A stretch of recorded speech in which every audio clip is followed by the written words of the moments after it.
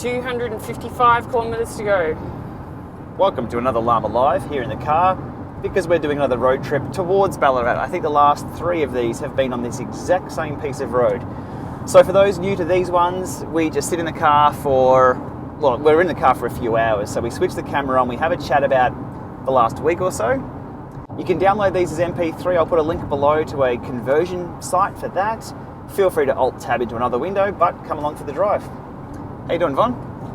I'm okay. I'm okay. It's been a long week. First of all, coffee. I won't show you the brand because we love the brand, we love the shop, but out of 10, our coffee this morning. I needed a second coffee. We had a second coffee. Rating out of 10? I'm not going to go there. It's too personal. 2 out of 10. Terrible coffee, and we know good coffee. Where did we have good coffee the other night? At Gold Class Cinema. Gold Class Cinemas, of all places. We went and saw Alien, the new Alien? The new Alien, I can't remember what it's called. Covenant? Yeah. And the coffee, I had a coffee come in sort of midway through. It was beautiful, brilliant.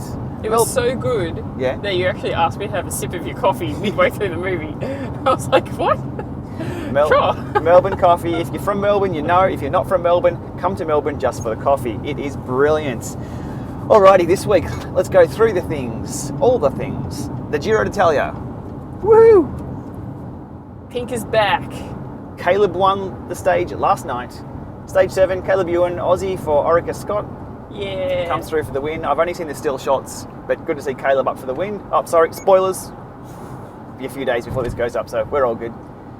Good to see Caleb get the win there. And the only thing we're having trouble with in Australia, though, is our national broadcaster, who usually had the Giro last year, had the Tour de France this year, doesn't have the Giro. So we're not seeing all the advertisements in the lead up. We don't have the daily highlights show. It's the extras that go around having the broadcast rights. Not just the show of an evening where we're up till late at night watching the entire stage. It's the extras that I'm missing. How are you finding it? Yeah, well, I was taking it pretty personally, that the fact that our national broadcaster wasn't putting it up when they did last year. I was like, I'm raging against them, and then I did a little bit, like a minuscule of research on it, and realised that it was actually the Giro d'Italia themselves that had restricted the broadcasting of it. So I think they've done a disservice to cycling around the world. I think somebody from SBS tweeted up some stats, like the Giro coverage viewership from Australia was down 90%. Well, no shit. If they don't show it, we're not going to be able to see it. So, again, we want to see growth and a good trajectory for our little sport of cycling. We don't see that. We don't see that with the Giro. We follow it because we're passionate about it, but like soccer or football followers here who follow like the European leagues in Australia, their coverage is getting better and better here, and that's sort of taking off here. And we've seen soccer/football in Australia really take off in the last few years because of that coverage. Yeah. And because of the accessibility for the fans. Cycling has ripped the handbrake on and gone the other way. That is shit. It is so... It's really disappointing. I mean, I love having it on in the background while I'm, preparing for bed of an evening, so to speak, as well, or doing a bit of work at night. Yep. But I'm not going to go find an internet stream to watch that while I'm doing other work. That's just it's not consumable for me that way. We're having to load up Steep Hill TV and then dive through the links there, and then a few pop-up sites. And what I mean by pop-up sites is all they're pirate streams, and that's what we got access to. And they're just terrible sites, and they're buffering it. Anyway, we can get a stream up and running. Somebody on the first stage, I think, had a Facebook Live stream of running in 720p. It was actually good quality, but we haven't seen any others from there on. So it's really disappointing to see the coverage go down. But anyway, so Giro d'Italia. I know they don't watch my stuff, but. Really? Sort it out. Anyhow, let's keep it positive. Local racing in Australia. The Mersey Valley Tour is on down in Tasmania. Women's National Road Series. Women's NRS. Not a lot of coverage of that.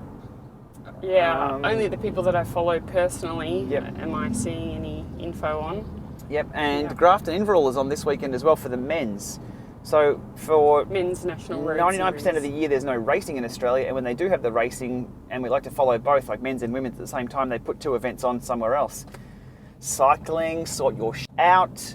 We're getting frustrated. But as a fan, we're following along whilst we can. But as a participant, it's been pretty good lately.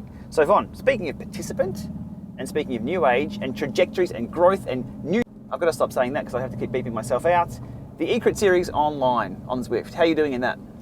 Well, I missed the first one because I think I was busy that night or something, or didn't even know it was on. Yep. But then I did the second and third ones. And so this is the eCrit series for on Zwift online. It's the Australian, well, Zwift in partnership with KISS, who are a community-based organ. Anyhow, they're running a crit series in Australia, 20 races over winter on the East Coast and West Coast. So 20 races, you get points for finishing, and at the end there's going to be a in-person live event, exactly the same as what you saw in Vegas, that exact same formula that they're replicating for that to get the Australian eCrit series winner. So Von's currently second place after 3 races. Yeah, so I'm still trying to work out how to follow and work out where I am in the rankings. Shane's worked it out. I haven't been able to find it. Tucked away over on zpower.com under the menus there. It's no idea. So all I'm doing is participating in the races when they pop up to say that they're part of the series, and seeing how I go. I still haven't quite worked out how they do the placings on them. But it seems to be good. I'm finding them challenging. They're mixed races, so they're guys and girls in the same race. They've been different courses for different ones. So one I did a volcano lap one. The other night I did London. It was London. Yep. So, yeah, it's been interesting. And I have to say, you absolutely have to bring your race smarts and skills to it. Absolutely, but I think what ignited it all was actually going over to Vegas and racing. Okay. In all honesty, it made me realise that while that pushed me completely out of my comfort zone because I haven't done, an intensity race like that for a while, coming back was like, how can I do more of this? Yeah. And this gave me an opportunity to jump straight back in right from home. So. Love it, yeah. Good. And it gives you an incentive to get home. That time of night, it's 7 p.m. start, I think. So if I'm mucking around in the pain cave in the day, I get Von's bike set up, everything ready to go, a towel there, drink bottles on, so Von can just come in and go. So she can just get on and ride. It's just a good time of day. Yeah, that time it's of night. Usually, for me, just over an hour worth of racing. And it's early enough to then have dinner afterwards and kind of settle in for the evening afterwards. You're not geared up all night. Yeah, one thing I was thinking about this week, it wasn't a revelation, but it was just that's actually, haven't thought of it in that way before. All the racing that takes place online, a lot of people are saying, I raced this series, I raced this one, or this, this person participated in this race and this race, during the week. I'm like, I kind of missed that. There's so much happening. You can't be across everything all the time. But it's actually happening, and it is accessible right there. It's not as if the race is happening in Sydney or in Vegas or in London or in... It's not locational, it's time-based. Yeah. So it's actually taking place, and all I had to do is line the calendar up and start the computer. And the race is right there in front of me. Do you know what I mean? It brings the race to you. Yeah. I haven't really thought... I mean, it's obvious, and this is, it's like, duh. But I haven't really thought of that side of things. They're bringing the racing any time of day right there. You just have... It's in your living room. It's there. It's in your house. It's in your pain cave. Every other race. Because there's a racer, you're sort of stuck with how you got introduced to racing. For us, it was, okay, I've got to get to the crit that night or get to the criterium that weekend. You've got to drive to the road race or ride out to the field. You've got to get there. That is you. It's so there. What I'm finding now is, like, when I've got time and I want to jump on, if I'm not doing an easy ride where it needs to be unstructured and just chillaxed, I'm looking for something to join. So now I'm like getting on Zwift, browsing around, or I know that I've got a time slot in the evening, so I'll try and find an event or something to join. so it's a completely different mentality now for myself in the way I want to use it. Yeah, then I still do workout mode as well. So I did your workout the other night, which was pretty cool. Learned how to load it on the system. That was pretty easy actually. And jumped straight into it, and it was based on my FTP. I loved it. Yeah. So I did a couple of training videos this week. One was the TT. Well, they sort of had the videos start off. First of all, it was an introduction to the workout mode, how to make your own workout, and then I showed how to actually create your own. And that was my 5x4 TT intervals that step up. And then I put a link to the download file, and I wasn't sort of a, here, go and do it, and it wasn't a training video as such. It was pretty much a how to make a workout video, but people started doing the workout, started tagging me in it, started talking to me about it, and that was really cool. Oh yeah, there was one guy that was doing it while you were on Zwift. He was. Well. I was riding up the reverse Epic Com, I think it was. He's like, "Hey Lama, I'm doing your workout right now." I'm like, "How far are you into it?" He goes, "I have 3 intervals to go." So I rode with him as he did the workout. That was truly bizarre, and again, truly global. Yeah.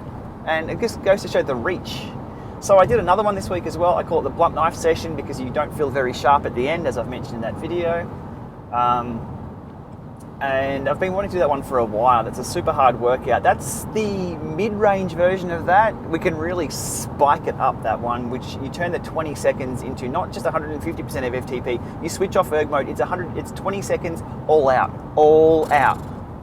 Full sprints at the start, die at the end, and then back into it. So we can change that one up a little bit, and I'll put that one up. But people have downloaded that workout. I think there were, on the first day or so, that video got quite a few hits and 200 downloads of the actual file itself. So people actually actioning on the video. That's pretty cool. And all my workouts, I do them myself to make sure they work okay across the different types of hardware. And with most of mine, if you finish a hard effort, it'll go into free ride mode. So you don't have to mess around waiting for your hardware, your trainer, whatever you're running, to come back in erg mode and settle the watts and all that. Now, this was very, very obvious last night. Von and I were doing a workout. I crammed in the GCN hill sprint video, or the hill sprint workout session. Yes? Yeah. I was doing the pink jersey Giro Santini ride, 40k TT. Yep. So we were next to each other, and the efforts that I were doing, it was something like, it was 3 minutes at 90% into 20-second ramps in erg mode on the Drivo. Oh, the first one was fine, but the second one I didn't attack the watts when it hit the 20-second mode, and I couldn't get on top of it, and I went to the spiral of death. So I was cranking out at like 5 RPM, so I was like really heaving on the bars, and it just locked up the resistance.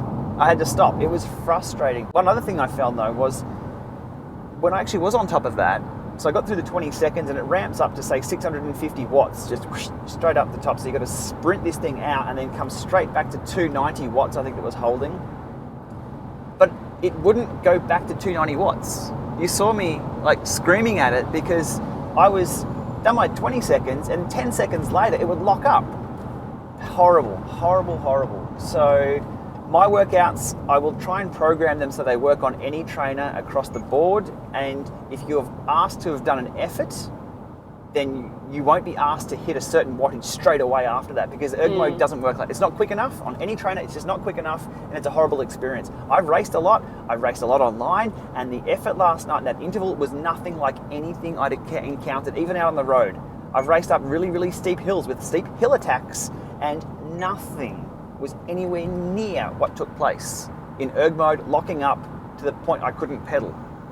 So you're saying that it was, regardless of the hardware you're working on, every trainer would react the same way? Pretty much, because it takes a second or so for it to know what you're doing versus what it should be setting, and then change the resistance and then double check that. It's constantly checking. That was really obvious in the 290 watts that I should have been holding for the 3 minutes. It was 330, 250, 290, 330, 253. It just did this the whole way. I will put up a picture right here. That should be flatlined. It's not. That's the actual wattage I was doing for those. You can really smooth it out with your pedal stroke, and it teaches you to be smooth but that's not realistic. At the end of an interval session, that's like 40 minutes of those. 3 minutes on, 20 seconds, 3 minutes, 20 seconds. There's quite a lot of those. It gets messy at the end. Erg mode. Look, I think erg mode's still probably 5 years off, maybe 10 years off being any decent. We need, like, the ANT protocol, the Bluetooth stuff being 1 sample per second. Too slow. 5 years is a long time in technology. Well, we're going to have to see a change in either ANT or Bluetooth or another protocol come out that is better than what we've currently got. Like, the sample rates are too slow because you're pedaling at what? But it's sample rates, but it's also the responsiveness of the hardware that you're talking about. Correct. As well. Yep, so everything needs to come up. So I'm keen to see what's happened at Eurobike this year. What if there's any new trainers come out? Trainers really haven't changed, and I will say it, in the last 4 to 5 years. They really haven't. The Neo's interesting. Still hasn't solved the problem though. It has a few extra features with the road feel, but it has not solved the problem of erg mode being horrible. And I think that's a limitation of the protocols. So that one on the Le Mans would be a great session. So you're holding the watts, Le Mans being a dumb trainer where you can just pick your own watts, or any sort of fluid trainer. And then once you're done with your sprint session, you're going to drop down and you can pull it straight back down to 290 yourself. Whereas erg mode, you can't spin it up. I challenge your theory there that the regular rider has enough ability to switch and control their watts within the measure of what the workout's trying to do. Yeah. So if you're not used to controlling your output, yep, you're reacting to, say, the road surface, you're reacting to the conditions that you're put in. Mm-hmm. That's what erg mode provides, right? Yes. So you're used to doing that, but I'm challenged that most riders wouldn't be used to doing that. I like it. I'm going to have to think more about it. I like it. I like your line of thinking. But one thing to note, though, is that erg mode is very, very unnatural. Yeah. There is nowhere in the world or nowhere in our reality that erg mode actually kicks in. It's all sim mode. Well, simulation. That's why it's called sim mode versus erg mode. Sorry, if you're confused about erg mode, what erg mode does, it sets your watts for you and it will hold those watts regardless of what you're doing. If you're pedaling at 20 RPM, if it says 300 watts, then it's going to be 300 watts. If you're pedaling at 200 RPM, it's still going to be 300 watts. It clamps, it's like an automatic car. It just cruise control.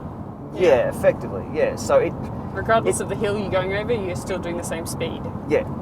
But like with cruise control, when you hit a hill, it'll go down a bit first. And then when you go over the top of a hill, it'll overshoot and it will correct itself. So erg mode does exactly that. It's not perfect. Humans are not perfect. And that's why you get the oscillations, as you saw before. And when it should have been holding 290, it was all over the shop. That's based on the hardware, the smoothness, all that. But nowhere out on the road would you ride along a flat road and it do that unless you can't control it. It's, I don't know, as a training tool, look, what it does is it makes you do the watts and it gives you a good workout. But you need to, if you did purely erg mode and then you went to race a time trial out on the road, I think you'd lose your mind. Because you have to choose the watts. There's a mental switch where you have to choose the watts. Yeah. And if you ride along and the number. Yeah, and if your mind wanders elsewhere, and that happens, and that's why it's such a good thing to have a power meter in a time trial. You can be going, I'm going hard, I'm going hard, I'm going hard. Your thoughts are elsewhere, and then if you get negative thoughts about this really hurts, your power will go down. You look down, you've got to bring it back up. I reckon the mind game, there's a lot to do. Anyway, we'll look more into that soon. We need to look at cross trainers and how they react for different erg modes. But have a play around with it. Look, it's a good test for trainers, how they react in erg mode. Okay. Interesting. On the blunt knife video, I do discuss how erg mode responds for that. I think I did that one on the Kicker 2, whereas last time I was on the Drivo. So still on the Zwift theme, the New Zealand and Australian tours for Zwift are next week. Starts Monday week in New Zealand, in Auckland. So Monday night, the 22nd in Auckland. I should be there.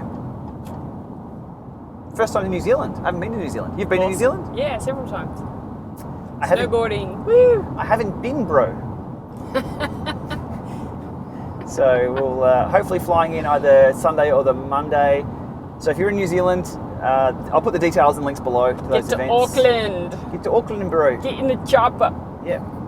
Have a beer or 6. They have beer? via Zwift. Anyhow, should be fun. And then over to New Sydney, the Rapha store in... Where is this Rapha store in Sydney? There's only one Rapha store in Sydney. Again, links below. The city, yeah. In the city.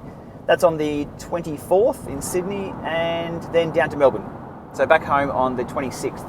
Again at the Rapha store there. So Friday the 26th. So beers are on Zwift.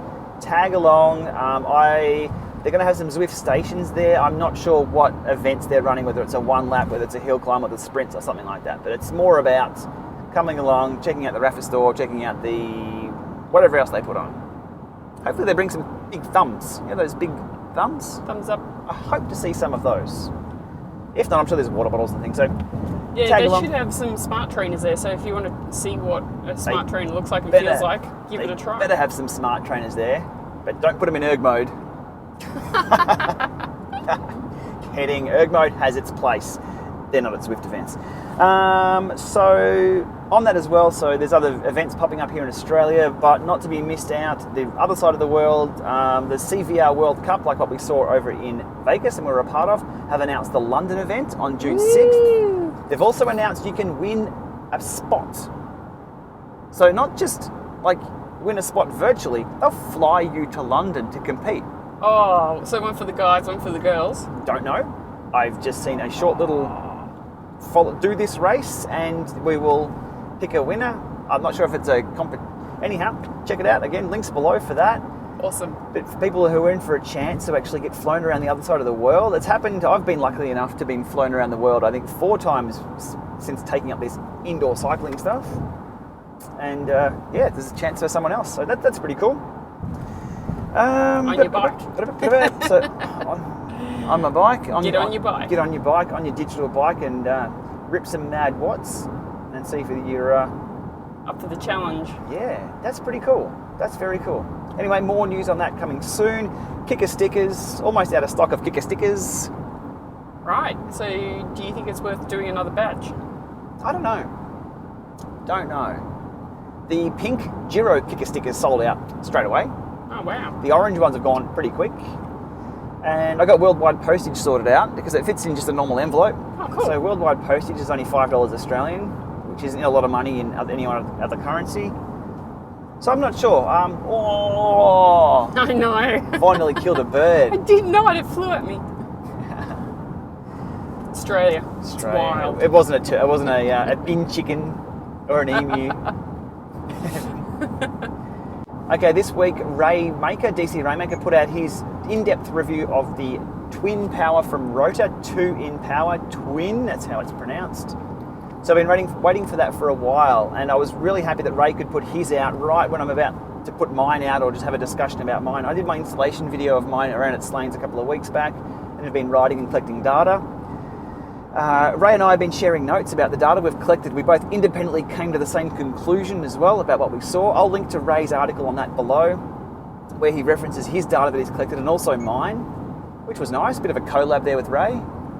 And yeah, as I said, we come to the same conclusions independently, so there was no sort of influence either side, but I was able to check it against the Hammer and the Drivo and share my experiences indoors and outdoors. All up, pretty damn good unit. And Rota are really, really good at getting back to us and also commenting below in comment sections.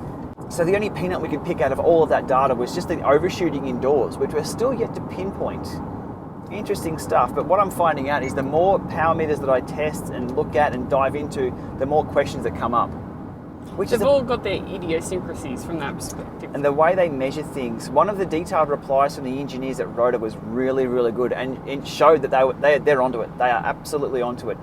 Some companies have PR and marketing sort of interface with people, and you want engineers to be on the emails. Those guys know their stuff, which is really, really good. So the sun has disappeared. We had nice sunshine when we left Melbourne, but we are going through Ballarat, near Ballarat, and Ballarat has its own weather system.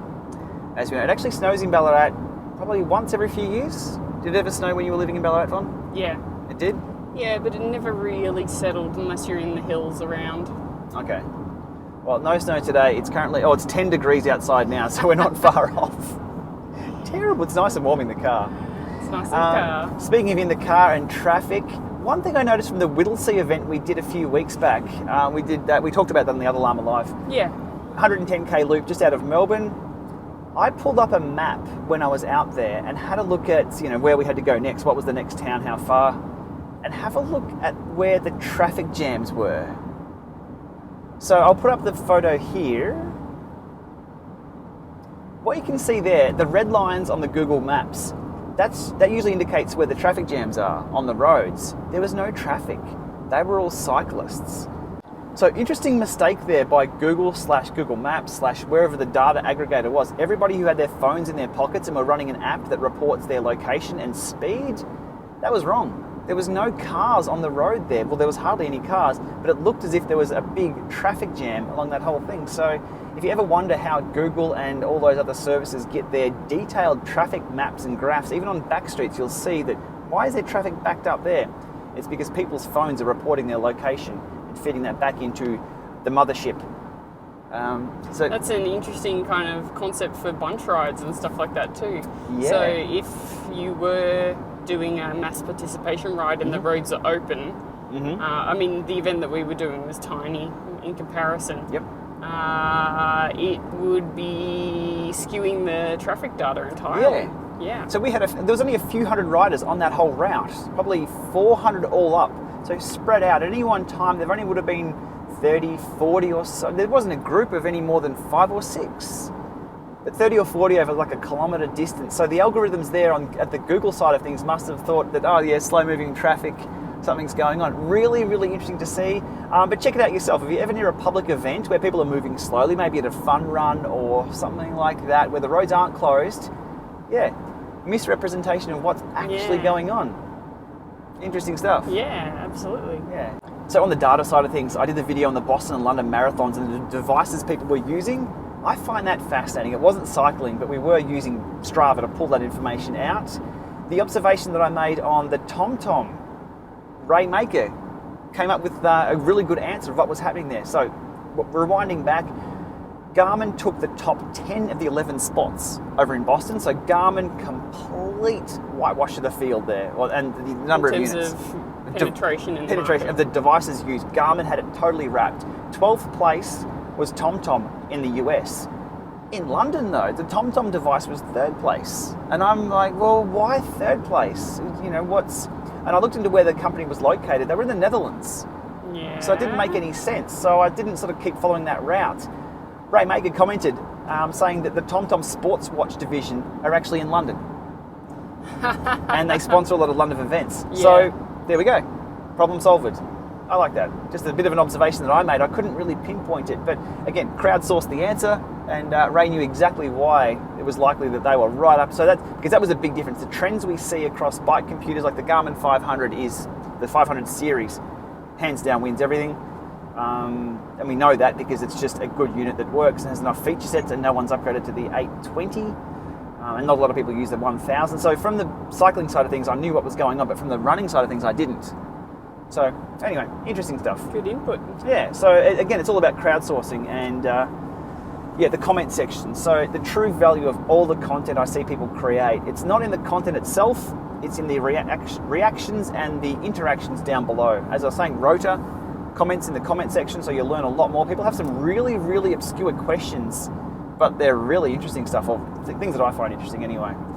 So on that, I do appreciate all the comments and feedback that I do get. It opens up a whole new range of questions and worlds and things that I may look into for other videos and other things we'll discuss, and events that we do and opportunities that we have. Speaking of which, we have to book in our Darwin Grand Fondo again. That's coming up soon. The reason why we're thinking of going up to Darwin again is because it's starting to get cold here, 10 degrees, and Darwin is beautifully warm this time of year. So we're on the outskirts of Ballarat now. We're going through Ballarat this time, so we're not stopping in at the home of cycling in Australia. Vaughn, thank you for coming along for the chat. Thank you. And it's time for me to get into the driver's seat and to stop talking. So thanks everyone, and have a great weekend. See you soon.